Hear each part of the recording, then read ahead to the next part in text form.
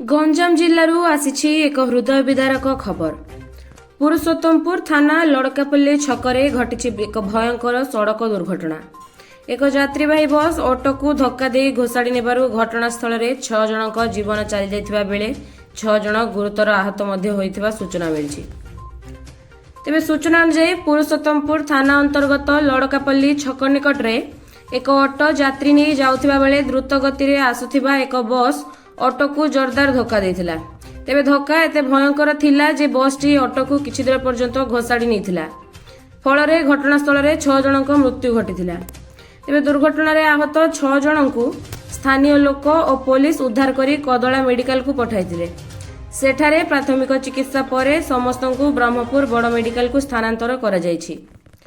घटना परे मेडिकल ले पुलिस पहुंची तदंत आरंभ करिछि। दुर्घटना किमिति घटिला एवं बस चालकक अवहेला थिला कि नहीं से नहीं खोज खबर जारी रहिछि।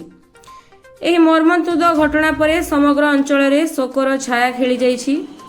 तेबे मृतकक परिचय जानिबा सह दुर्घटनार प्रकृत कारण खोजिबारे पुलिसर तदंत जारी।